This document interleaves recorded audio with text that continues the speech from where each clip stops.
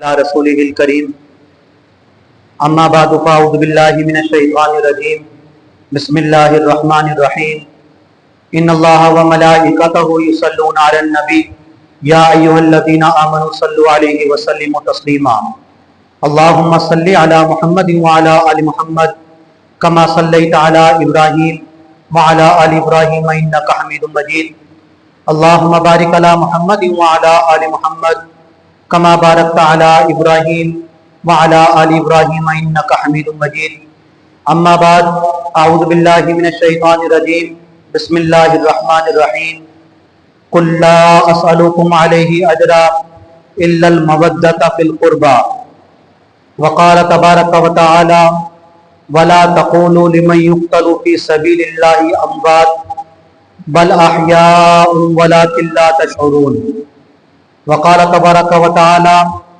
ولا تحسبن الذين قتلوا في سبيل الله اموات بل احياء وهم يرزقون صدق اللہ العظیم۔ شہادت ہے مقصود مطلوب مومن، نہ مال غنیمت نہ کشور کشائی۔ حاضران بزرگان محترم، برادران عزیز، آپ حضرات کی خدمت میں اس عنوان پر گفتگو کا سلسلہ جاری تھا کہ حضرت امام حسین رضی اللہ تعالی عنہ حضور نبی کریم صلی اللہ علیہ وسلم کی اس دنیا سے جانے کے بعد اور واقع کربلا سے پہلے جو تقریباً 50 سے 52 سال کی عمر اور اس کا حصہ بنتا ہے حضرت امام حسین رضی اللہ تعالیٰ عنہ کا، یہ وقت اور عمر کا یہ 50 سال سے 52 سال کا حصہ حضرت امام حسین اور حسنین کریمین نے کس شاندار طریقے سے خلفائے راشدین کی سرپرستی میں حقیقی شہزادوں کی طرح گزارا۔ اور جب ہم روایات کو دیکھتے ہیں اور تاریخ کو پڑھتے ہیں تو یقین جانیے کہ یہ جو آیت اللہ رب العزت نے بیان فرمائی کہ قُلْ لَا أَسْأَلُكُمْ عَلَيْهِ أَجْرًا إِلَّا الْمَوَدَّةَ فِي الْقُرْبَى، اس کا لگتا یہ ہے کہ صحابہ اکرام نے اس کو اس طریقے سے لیا کہ جس طرح لا الہ الا اللہ اور اس کے بعد اللہ کے نبی صلی اللہ علیہ وسلم کی جو فرمان ہے اس کے مطابق الا المودۃ فی القربى، اور پھر محمد الرسول اللہ، کہ جو اللہ رب العزت نے فرمایا کہ میں اے نبی آپ کی امت سے یہ کہتا ہوں کہ قُلْ لَا أَسْأَلُكُمْ عَلَيْهِ أَجْرًا إِلَّا الْمَوَدَّةَ فِي الْقُرْبَى، کہ میرے اہل بیت کی محبت کا خیال کرنا، اور جس کو حدیث عطرت کہتے ہیں۔ دو طرح کی احادیث ہیں، ایک اللہ کے نبی صلی اللہ علیہ وسلم نے فرمایا کہ میرے صحابہ میں تمہارے درمیان اللہ کا قرآن اور اپنا فرمان چھوڑے جا رہا ہوں، اور ایک کو حدیث عطرت کہتے ہیں۔ حدیث عطرت کیا ہے؟ اللہ کے نبی صلی اللہ علیہ وسلم نے فرمایا کہ اے میرے صحابہ، اور صحابہ کے ساتھ اللہ کے نبی نے پوری امت کو مخاطب کیا کہ میں تمہارے درمیان اللہ کا قرآن اور اپنی اہل بیت کو چھوڑے جا رہا ہوں، اور میری اہل بیت نوح کی کشتی کی مانند ہے۔ حضرت نوح علیہ السلام کی کشتی سے مراد یہ کہ جب اللہ کا عذاب آیا اور اس وقت اللہ کو نہ ماننے والے جتنے بھی تھے وہ سارے ہلاک ہو گئے سوائے ان لوگوں کے جو نوح کی کشتی میں سوار ہو گئے۔ تو اللہ کے نبی صلی اللہ علیہ وسلم نے اپنی اہل بیت کی محبت کو نوح کی کشتی قرار دیا کہ جو اس نوح کی کشتی میں اہل بیت کی محبت کی کشتی میں جو سوار ہوگا وہ کامیاب ہو جائے گا۔ اور حضرت مجدد الفسانی رحمۃ اللہ علیہ، جن کا انشاءاللہ یوم وصال اور خصوصی بیان جو سفر کا مہینہ شروع ہونے والا ہے اس میں ہوگا، حضرت مجدد الفسانی رحمۃ اللہ علیہ نے فرمایا کہ حسن خاتمہ میں مرتے وقت کلمہ نصیب ہو جائے اور مرتے وقت ایمان نصیب ہو جائے، اس میں اہم ترین حسن خاتمہ میں کردار اہل بیت کی محبت کا ہے۔ تو میرے دوستوں، اس وجہ سے صحابہ کرام کے دور سے لے کر آج تک ہمارے اکابرین اہل بیت سے خصوصی محبت، اور اہل بیت کو اللہ رب العزت نے دو نسبتیں عطا فرمائی، ایک نسبت صحابیت کی عطا فرمائی اور دوسری نسبت اللہ کے نبی صلی اللہ علیہ وسلم کے خاندان کی عطا فرمائی۔ تو صحابیت کی نسبت اور اہل بیت کی نسبت، ان دو نسبتوں کی وجہ سے اہل بیت کا مقام باقی صحابہ سے فضیلت کے اعتبار سے بلند ہو گیا۔ امت میں افضل ترین شخصیت حضرت ابوبکر صدیق رضی اللہ تعالیٰ، اس میں کوئی شک نہیں۔ اہل بیت کا اپنا مقام، لیکن ایک بات ذہن میں رکھیے، اہل بیت تب بنے گا کہ جب پہلے صحابیت کے دروازے سے گزرے گا، ورنہ ابو جہل بھی اہل بیت میں، ابو لہب بھی اہل بیت میں، لیکن ان کو وہ مقام و فضیلت حاصل نہیں جو مولا کائنات شیر خدا رضی اللہ تعالیٰ عنہ کو حاصل ہے۔ کیوں؟ یہ صحابیت کے دروازے سے نہیں گزرے۔ حضرت علی رضی اللہ تعالیٰ عنہ، ابن عباس رضی اللہ تعالیٰ عنہ، حضرت حمزہ رضی اللہ تعالیٰ عنہ، جو حضور کے اہل بیت اور حضور کے خاندان والے، یہ اللہ کے نبی کے خاندان، تو اس سے پہلے اہل بیت کا جو مقام قرآن میں رب تعالیٰ نے بیان فرمایا، اس کے لیے پہلے صحابیت کے دروازے سے گزرنا ضروری ہے۔ اہل بیت کا مقام براہ راست نہیں ملے گا، یہ اہل سنت والجماعت کے عقیدے کی یہ بات ذہن میں رکھیے گا۔ اس کے لیے پہلے صحابیت کے دروازے سے گزرنا پڑے گا۔ تو اہل بیت کو عمومی طور پر اللہ رب العزت نے یہ مقام عطا فرمایا، اور اللہ کے نبی نے فرمایا کہ میرے اہل بیت نوح کی کشتی کی مانند ہے، جو نوح کی کشتی میں سوار ہوا وہ اللہ رب العزت کے نزدیک کامیاب ہو گیا، بچ گیا۔ جو میرے اہل بیت کی محبت کی کشتی میں سوار ہوگا، ہر دور میں یہ کشتی موجود ہے، تو اللہ رب العزت مجدد الفسانی رحمۃ اللہ علیہ نے فرمایا کہ اللہ رب العزت اس کو حسن خاتمہ عطا فرمائیں گے۔ اور شاہ ولی اللہ رحمۃ اللہ علیہ فیوز الحرمین میں اپنا خواب لکھتے ہیں کہ میں نے خواب دیکھا کہ مجھے اللہ رب العزت نے خواب یہ دکھایا کہ حضرت امام حسین نے مجھے ایک لکڑی کا قلم عطا فرمایا، اس کی نوک نہیں بنی ہوئی تھی۔ تو حضرت امام حسن آئے، انہوں نے اس کی نوک بنائی اور سبز چادر مجھے عطا فرمائی۔ تو کہتے ہیں میں نے اس کی تعبیر یہ لی، شاہ ولی اللہ رحمۃ اللہ علیہ فیوز الحرمین آپ کی کتاب ہے، اس میں لکھتے ہیں کہ میں نے اس کی تعبیر یہ لی کہ مجھے اللہ رب العزت نے جو قلم کا علم عطا فرمایا اور جو روحانی علم عطا فرمایا، یہ سارے کے سارا فیض ہے اہل بیت کا۔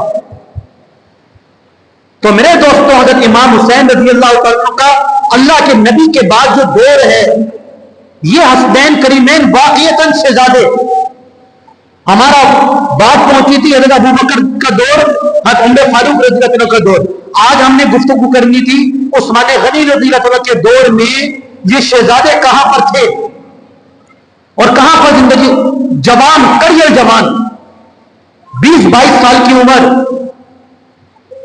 اور جنگجو، جہاد کی ٹریننگ۔ حضرت ابوبکر کا دور گزر گیا، حضرت عمر فاروق رضی اللہ عنہ کا دور گزر گیا، اللہ کے نبی کے بعد تقریباً 14-15 سال گزر گئے، اور اللہ کے نبی جب اس دنیا سے گئے، حضرت امام حسین کی عمریں تقریباً 6 سے 9 سال کے درمیان۔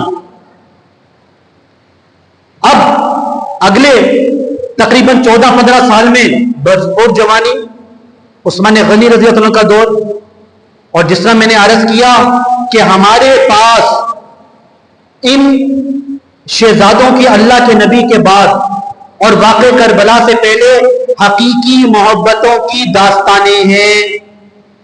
وہ حقیقی محبتوں کی داستانیں کیا؟ ابوبکر صدیق رضی اللہ تعالیٰ عنہ کے پاس بیت المال کی فہرست بھجوائی گئی کہ جن لوگوں کو وظائف جاری ہونے ہیں ذرا ان کی کیٹیگری بنا دیں کہ کس کو کیا سکیل دینا ہے. جس طرح آج ہے نا 16واں سکیل گورنمنٹ کا، 17واں سکیل، 18واں سکیل، 20واں سکیل، 21واں سکیل، تو کس کو کیا سکیل ابو بکر صدیق رضی اللہ عنہ سے پوچھا گیا کہ دینا ہے. تو حضرت ابو بکر صدیق رضی اللہ عنہ نے فرمایا لقرابتی رسول اللہ صلی اللہ علیہ وسلم احب، میں پسند یہ کرتا ہوں کہ یہ سکیل اللہ کے نبی کے محبت کے جو زیادہ قریب تھے، لقرابتی، جس کی اللہ کے نبی کی قرابت زیادہ تھی اس کا سکیل سب سے زیادہ ہوگا. اور اول نمبر پر جو سکیل رکھا گیا وہ اہل بیت کا رکھا گیا، اور اس میں سر فہرست حضرت امام حسن امام حسین رضی اللہ تعالیٰ عنہ، حضرت علی رضی اللہ تعالیٰ عنہ، حضرت فاطمہ الزہرا رضی اللہ تعالیٰ عنہا، ان کا رکھا گیا. حضرت عمر فاروق رضی اللہ تعالیٰ عنہ کا دور آیا، پھر فہرست آئی کہ بیت المال سے کس کو کس سکیل کے مطابق دینا ہے. آپ نے بھی وہی جملہ فرمایا کہ لقرابتی رسول اللہ صلی اللہ علیہ وسلم، کہ خیال کرو اللہ کے نبی کے جو قریب اس کے مطابق. اب حضرت عبداللہ ابن عمر امیر المومنین حضرت عمر فاروق رضی اللہ عنہ کے بیٹے، آدھی دنیا کے حکمران کے بیٹے عبداللہ ابن عمر، وہ ابا جی کے پاس آ گئے اور کہا کہ جناب میرا وظیفہ آپ نے 3000 دینار مقرر کیا ہے، اور ان شہزادوں حسنین کریمین کا وظیفہ آپ نے 3500 مقرر کیا ہے. حالانکہ میں تو بدر کے اندر بھی شریک تھا، احد کے اندر بھی شریک تھا، تمام غزوات کے اندر شریک ہوں، میں ان سے سینئر ہوں، تو میرا وظیفہ ان حسنین کریمین سے کیوں کم ہے؟ حضرت عمر فاروق رضی اللہ عنہ نے فرمایا کہ تو نسبت کے اعتبار سے، خاندان کے اعتبار سے تو اللہ کے نبی کے اتنا قریب نہیں کہ جتنے حضرت حسنین کریمین قریب ہیں. تیری ماں کا وہ مقام نہیں جو حسنین کریمین کی ماں کا مقام ہے، تیرے باپ کا وہ مقام نہیں جو حضرت حسنین کریمین کی ماں کا مقام ہے، تیرے نانے کا وہ درجہ نہیں جو ان شہزادوں کے نانے کا درجہ ہے. لقرابتی رسول اللہ صلی اللہ علیہ وسلم، اس کے مطابق. تو ایسی محبتیں، ایسا پروٹوکول. اب آگے عثمان غنی رضی اللہ عنہ کا دور. اب ان واقعات کو بیان نہیں کیا جاتا، یا بچپن یا 55، اور اس انداز میں بیان کیا جاتا ہے کہ یہ اہل بیت بڑے بے بس، بڑے لاچار، بڑے نعوذ باللہ ناکارہ، کوئی چلتی نہیں ان کی کہیں پر، ہر ایک ان کو جو ہے نا وہ اگنور کر رہا ہے. حقیقت یہ ہے کہ طرز جب ان داستانوں کو بیان کیا جاتا ہے تو یہ محبتوں کی داستانیں سامنے آتی ہیں. جو میں بار بار عرض کرتا ہوں، ہم میں اہل سنت والجماعت میں دوسروں میں کیا فرق ہے؟ ہم حقیقی محبتوں کی داستانوں کو بیان کرتے ہیں اور دوسری من گھڑت نفرتوں کو بیان کرتے ہیں. عثمان غنی رضی اللہ عنہ کا دور،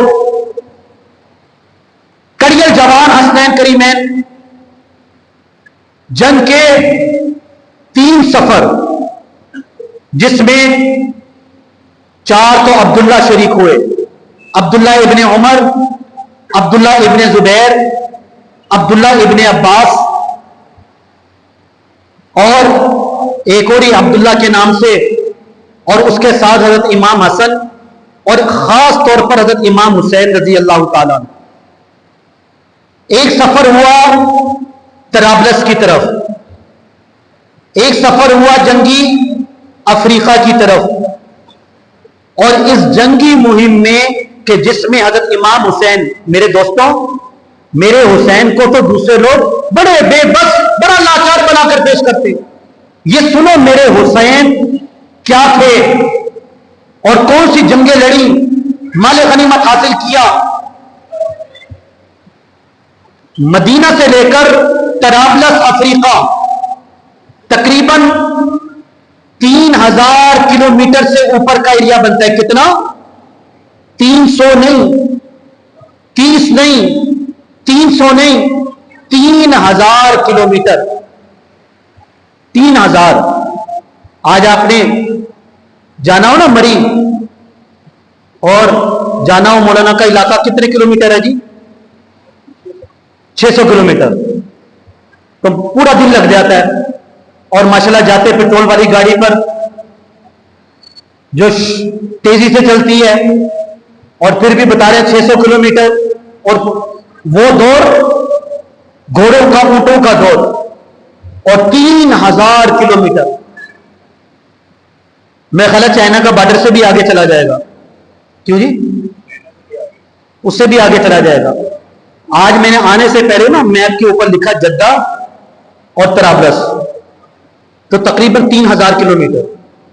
اور طرابلس کا نیا نام لیبیا، جو جنرل قذافی جہاں پر انہوں نے حکومت کی، اور امریکہ نے بڑی بے دردی کے ساتھ اور یہودیوں نے بڑی بے دردی کے ساتھ ان کو شہید کیا، جس طرح بھی شہید کیا اسماعیل ہانیہ کو. تو یہ سفر طرابلس کا اور افریقہ کا، اس میں فاتح بن کر امام حسین رضی اللہ تعالیٰ عنہ طرابلس کا علاقہ فتح کیا، افریقہ کا علاقہ فتح کیا. اور پھر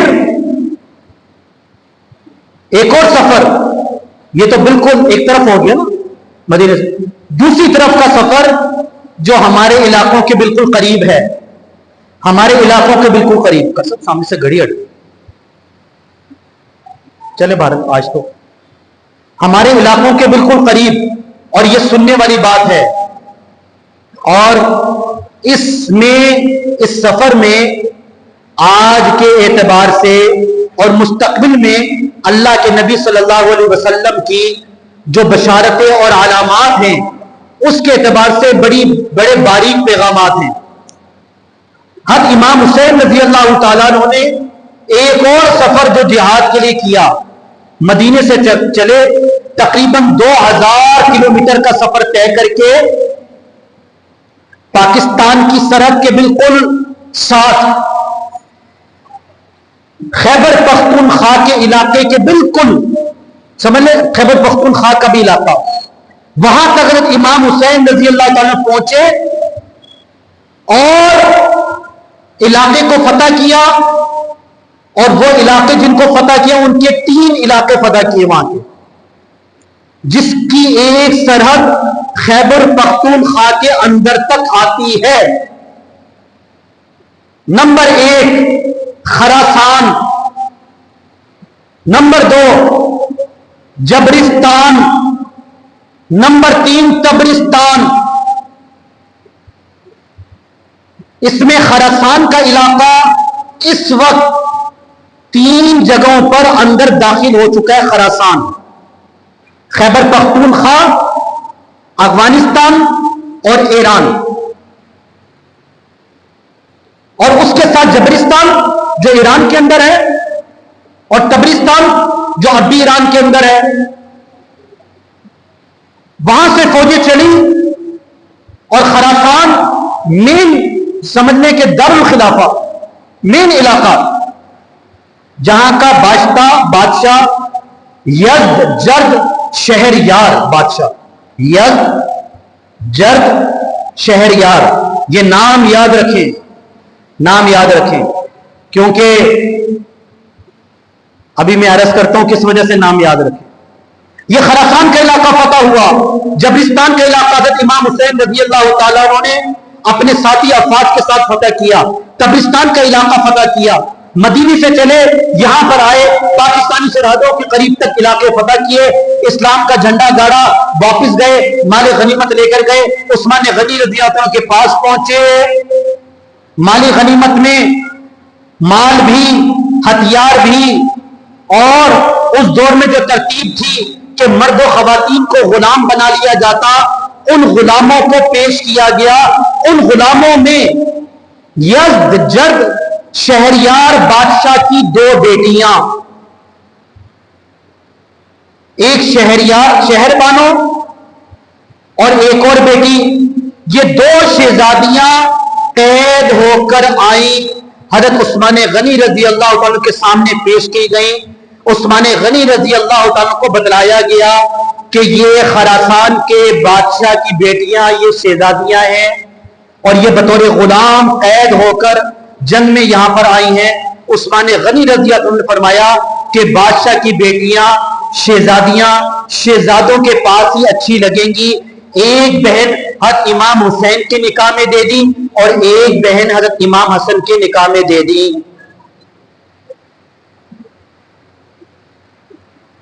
آگے سنیے، ایمان تازہ ہو جائے گا. اللہ کے نبی نے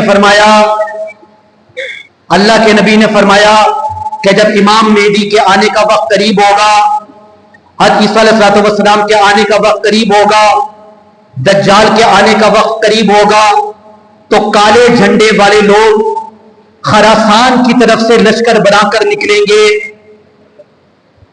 اور وہ علاقے فتح کرتے ہوئے ایلیا پر جا کر اپنا جھنڈا گاڑیں گے. ایلیا اللہ کے نبی کے دور میں بیت المقدس کا نام. لشکر نکلے گا خراسان سے، توجہ ہے نا، لشکر نکلے گا خراسان سے. دور ہوگا مہدی کا، عیسیٰ کا، دجال کا. مہدی کون ہوگا؟ اہل بیت کی نسل سے. خراسان سے لشکر کالے جھنڈے لے کر کالی پگڑیوں کے ساتھ نمودار ہوگا اور نکلے گا، اور اس لشکر میں شامل ہونے والے اللہ کے نبی نے فرمایا مجاہدین، اللہ کی طرف سے ان کو جنت کی بشارت ہے. حضرت ابو ہریرہ رضی اللہ عنہ نے پوچھا کہ اگر ہم ان خراسانی لشکروں کو اللہ کے نبی میں پاؤں تو میں کیا کروں؟ اللہ کے نبی نے فرمایا ابو ہریرہ اپنا سب کچھ بیچ کر اس لشکر میں شامل ہو جانا. خراسان فتح کس نے کیا؟ امام حسین رضی اللہ تعالی. شہزادیاں کس کے نکاح میں گئیں؟ امام حسین اور امام حسن. امام حسین کی بیوی شہر بانو، خراسان کے بادشاہ کی بیٹی. امام زین العابدین جو واقع کربلا میں تمام اہل بیت کے مرد شہید ہو گئے، اکیلے مرد بچے. حضرت امام حسین رضی اللہ تعالیٰ عنہ کے حضرت علی کی نسل سے اکیلا شخص جو بچا وہ تھا حضرت امام زین العابدین رحمت اللہ علیہ. امام زین العابدین نواسے ہیں یزجرد شہریار خراسان کے بادشاہ کے، بیٹے ہیں شہر بانو کے. تو حضرت امام زین العابدین کے خون میں اہل بیت کا خون اور خراسان کا خون. اور اللہ کے نبی کی پیش گوئی آپ ذرا غور کیجئے، خراسان سے لشکر اٹھے گا کالے جھنڈے لے کر، کالی پگڑیاں پہن کر، علاقے فتح کرتے ہوئے. اسی ضمن میں جہاد ہند بھی آئے گا. یہ سارے علاقے فتح کرتے ہوئے ایلیا کے مقام پر اپنے جھنڈے گاڑ دے گا. مسلمانوں جب اس لشکر کو دیکھو تو اس میں شامل ہو جائے. کتنی حیران کن باتیں. اور اسی اہلی بیت کی نسل سے حضرت امام مہدی کا دور ہوگا، اور فرمایا ہے کہ یہ لشکر فتوحات کرتے ہوئے ایلیا کے مقام پر حضرت امام مہدی کے ساتھ جا کر مل جائے گا، حضرت عیسیٰ علیہ السلام کے ساتھ جا کر مل جائے گا. اور اس وقت وہاں پر مل کر اس وقت جو دجال اور دجالی فوجیں ہوں گی ان کا مقابلہ کرے گا. اللہ رب العزت ان کو کامیابی عطا فرمائیں گے. عثمان غنی رضی اللہ عنہ کا دور، اور یہ میرے حسین، ہمارے حسین، میرے حسین، ہمارے حسین سنیوں کی اس وجہ سے کہ ہمارے پاس نماز عالمی حسینی، ہمارے پاس اذان عالمی حسینی، ہماری نماز کا طریقہ بس ایک مرتبہ رفع یدین کرنا، طریقہ عالمی حسینی، درمیان میں رکوع سے پہلے اور سجدے میں جانے سے پہلے رفع یدین نہ کرنا. طریقہ علوی اور حسینی، یہ سارے طریقے، ہاتھ باندھنے کا ہمارا طریقہ علوی اور حسینی، تو ہم سے زیادہ کون علوی اور حسینی ہوگا؟ کیونکہ ہم وہ ہیں کہ جو ان صحابہ کی محبتوں کی داستانوں کی پاسداری کرتے ہوئے آج بھی ان اہل بیت کو اپنے ایمان کا حصہ سمجھتے ہیں اور اپنی زندگی کے حسن خاتمے کا اہم ترین کردار اہل بیت کی محبت کو سمجھتے ہیں۔ تو میرے دوستوں، یہ اہل بیت حسنین کریمین، حضرت امام حسین رضی اللہ تعالیٰ عنہ، حضرت امام حسن رضی اللہ تعالیٰ عنہ، حضرت عثمان غنی رضی اللہ عنہ کے دور میں اس طریقے سے جنگیں لڑتے ہوئے آگے پہنچتے ہیں۔ وقت آ جاتا ہے، وقت گزرنے کے ساتھ ساتھ سن 40 ہجری، حضرت عثمان غنی کے بعد حضرت علی رضی اللہ عنہ کا دور، پھر حضرت امام حسن کا دور، اور پھر حضرت امام حسن کی صلح، جو انشاءاللہ حضرت امام حسن کا سفر میں انشاءاللہ آپ کی شہادت پر بیان ہوگا۔ اور یہ بھی ہمارا سنیوں کا طر امتیاز ہے کہ جس طرح ہم حسین کو یاد رکھتے ہیں اس طرح حسن کو بھی یاد رکھتے ہیں، اور صرف یہ نہیں کہ ہے حسین کہہ کے ہم نکل جائیں، نہیں، ہم تو واہ حسین کہتے ہیں، اور ہم واہ حسن کہتے ہیں، اور ان کے نقش قدم پر چلتے ہیں، اور جو انہوں نے کیا، جس طرح میں نے عرض کیا کہ واقع کربلا ہمارا اہل سنت والجماعت کے نظریات اور عقائد کی تائید اور توثیق ہے۔ اسی طرح حسنین کریمین کی زندگی ہمارے اہل سنت والجماعت کے عقائد، نظریات، اس کی تائید اور توثیق ہے۔ حضرت حسن رضی اللہ تعالیٰ عنہ انشاءاللہ سفر کے مہینے میں، حضرت امیر معاویہ کا دور، ابھی میں نے اپنا آج بیان مکمل کرنا ہے، محرم کا آخری جمعہ ہے، بات مکمل کرنی ہے کہ تمام ادوار میں ابھی واقع کربلا سے پہلے کے اب 19 سال 20 سال واقع کربلا سے پہلے، ہم نے واقع کربلا سے پہلے تقریباً کوئی 35 سال اس جمعوں کے اندر محبتوں کی داستانیں، صحابہ کا عشق، وہ صحابہ کا عشق کیا تھا؟ میں نے کہا نا کُلّ لَا أَسْأَلُكُمْ عَلَيْهِ أَجْرًا إِلَّا الْمَوَدَّةَ فِي الْقُرْبَى۔ صحابہ اس کو کلمے کی طرح لیتے تھے، جس میں لا الہ الا اللہ محمد الرسول اللہ، اس کلمے کے درمیان صحابہ إِلَّا الْمَوَدَّةَ فِي الْقُرْبَى کو رکھتے تھے۔ اور وہ کس طرح رکھتے تھے؟ حضرت امام حسین رضی اللہ تعالیٰ عنہ جنازہ پڑھا کر آ رہے اور آ کر مسجد نبوی میں آرام فرما رہے، حضرت ابو ہریرہ رضی اللہ تعالیٰ عنہ آتے ہیں، دیکھتے ہیں کہ امام حسین رضی اللہ تعالیٰ کے پاؤں پر مٹی لگی ہوئی ہے۔ حضرت ابو ہریرہ امام الحدیث آگے بڑھتے ہیں، اپنی پگڑی اتارتے ہیں، اپنے پگڑی کے کپڑے سے حضرت امام حسین کے پاؤں صاف کرنا، دھول صاف کرنا، مٹی صاف کرنا شروع کر دیتے ہیں۔ حضرت امام حسین کی آنکھ کھلتی ہے، چیخ کر کہتے ہیں کہ چچا آپ یہ کیا کر رہے ہیں؟ آپ تو اتنے بڑے صحابی ہیں، آپ اتنے بڑے امام الحدیث ہیں، آپ یہ کیا کر رہے ہیں؟ یہ چچا ابو ہریرہ کہتے ہیں کہ بھانجے جو تیرا مقام ہے وہ ابو ہریرہ کا مقام نہیں۔ ابو ہریرہ نے اپنی آنکھوں سے یہ منظر دیکھے کہ تو اللہ کے نبی کے کندھوں پر سوار ہوا کرتا تھا، تجھے پیاس لگتی تھی تو اللہ کے نبی اپنی زبان تمہارے منہ میں ڈال دیا کرتے تھے، میں نے اپنی آنکھوں سے یہ دیکھا، امام حسین جو تیرا مقام ہے وہ ابو ہریرہ کا مقام نہیں۔ یہ صحابہ اس طریقے سے محبت کیا کرتے تھے۔ دور امیر معاویہ رضی اللہ عنہ کا، واقع کربلا سے پہلے 20 سال، کیا شاہانہ دور! جب حضرت اب امیر معاویہ کو حکومت ملی، میرا وجدان یہ کہتا ہے، یہ میں اپنے وجدانی الفاظ کہہ رہا ہوں، کہ ان شہزادوں نے حضرت امیر معاویہ سے پوچھا کہ جناب امیر، اب حکومت میں ہمارا کیا کام ہے، ذمہ داری کیا ہے؟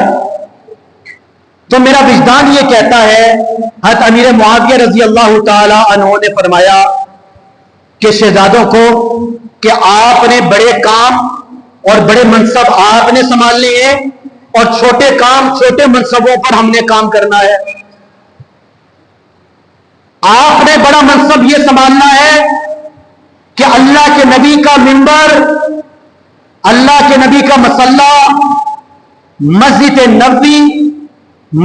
نبوی میں بیٹھ کر لوگوں کی اصلاح کرنا، لوگوں کو دین کی تعلیم دینا، یہ بڑے کام ہیں، یہ آپ نے کرنے ہیں. اور یہ حکومتوں کے کام، بھاگ دوڑ کے کام، حکومت کا نظام چھوٹے کام، یہ ہم خادم امیر معاویہ جیسے لوگ کریں گے. اور پھر حسنین کریمین نے اپنی پوری زندگی اسی ترتیب کے مطابق گزاری کہ مسجد نبوی، تہجد کی نمازیں، لوگوں میں درس، ہزاروں لاکھوں لوگ، ہزاروں کا مجمع بیک وقت ان کے ارد گرد، اور بیان، درس قرآن، اصلاح، یہ تمام چیزیں. اور پھر امیر معاویہ رضی اللہ عنہ کی محبتیں اور محبتوں کی داستانیں، یہ ساری تاریخ، یہ 20 سالہ دور، اس کا ایک جھلک میں آپ سے عرض کر دوں، وقت کم ہے، ایک جھلک ان محبتوں کی ایک جھلک. حضرت امیر معاویہ رضی اللہ تعالیٰ عنہ نے اپنی فوج ایک علاقے کو فتح کرنے کے لیے بھیجی. فوج مال غنیمت لے کر واپس آ رہی ہے اور مدینے سے گزرتے ہوئے مدینے میں پڑاؤ کرتی ہے. حضرت امام حسین سپہ سالار حضرت امیر معاویہ کے پوچھتے ہیں کہاں سے آ رہے ہو، کہاں جا رہے ہو؟ جناب فلاں علاقہ فتح کر کے یہ مال غنیمت لے کر حضرت امیر معاویہ کے پاس جا رہے ہیں. امام حسین رضی اللہ تعالی نے فرمایا کہ یہ مال غنیمت ادھر چھوڑ دو اور امیر معاویہ کو جا کر کہہ دینا کہ حسین نے سارا مال اہل مدینہ کے لیے رکھ لیا ہے. سپہ سالار حضرت امیر معاویہ کے پاس پہنچا، سر نیچے. حضرت امیر معاویہ 64 لاکھ مربع میل، 4 بر اعظموں کا بادشاہ، آدھی دنیا سے زیادہ پر حکومت، 7 بر اعظموں میں سے 4 بر اعظم. مال غنیمت کہاں پر؟ خاموشی پر حضرت امیر معاویہ نے اپنی تلوار ننگی کر کے رکھ لی. مال غنیمت کہا کہ جناب راستے میں مدینے میں رکے، امام حسین نے سارا مال رکھ لیا اور کہا ہے جا کر امیر معاویہ کو کہہ دینا کہ حسین نے لے لیا ہے، اس نے اہل مدینہ پر کے لیے رکھ لیا ہے. کہا کہ تم نے روکا نہیں؟ کہا کہ روکا نہیں. حضرت امیر معاویہ نے فرمایا، رضی اللہ تعالی عنہ نے فرمایا کہ اگر تم حسین کو روک دیتے اور منع کر دیتے تو معاویہ کی تلوار تمہارا سر قلم کر دیتی. اور یہ بھی ذہن میں رکھیں، حضرت امیر معاویہ رضی اللہ تعالیٰ عنہ نے خلافت سنبھالنے کے بعد اپنا جانشین جس کو بنایا وہ حضرت امام حسن رضی اللہ تعالیٰ عنہ کو اپنا جانشین بنایا. بیچ میں اپنے ہی غدار، اپنے ہی بے وفا کہ جو حضرت امام حسن سے ناراض تھے کہ انہوں نے معاویہ سے صلح کیوں کی. تفصیل اگلے مہینے سفر میں آخری جمعے میں 25 سفر کو کا جو جمعہ ہوگا، سفر کا آخری جمعہ، تفصیل اس میں انہوں نے ہی زہر دے کر شہید کر دیا. اور اب یہ محرم کا مہینہ جہاں پر تاریخ میں یہ بات یاد رکھی جائے گی کہ محرم کا مہینہ شروع ہوتے ہی حضرت عمر فاروق رضی اللہ عنہ کی شہادت، ابو لولو فیروز ایران سے تعلق، کوفہ سے تعلق، اس نے بڑی بے دردی کے ساتھ پہلا اسلام پر دہشت گرد حملہ کیا، خودکش حملہ پہلا محرم میں. اور پھر اسی کوفہ کی سرزمین پر حضرت امام حسین رضی اللہ تعالیٰ عنہ کو بلانے والے لوگوں نے تحفظ نہیں دیا. امام حسین اپنے گھر والوں کے ساتھ شہید ہو گئے. اور اب تاریخ میں ایک اور شہادت اسماعیل ہانیہ کی یاد رکھی جائے گی کہ ایک ایران کا اور کوفیوں کا مہمان، اس کو وہاں کے لوگ تحفظ فراہم نہیں کر سکے، اور پورے امت مسلمہ کا وہ واحد مسلمان حکمران جو یہودیوں کے سامنے ڈٹا ہوا تھا، کھڑا ہوا تھا، اور صرف ویسے نہیں ڈٹا ہوا تھا جو اس کی تقریر ہے اللہ رب العزت کے سامنے، کیا ہے اللہ اس بیت المقدس کے لیے، یا اللہ میں، میرا مال، میرا گھر، میرے بچے، میرے اہل و عیال سب قربان ہیں۔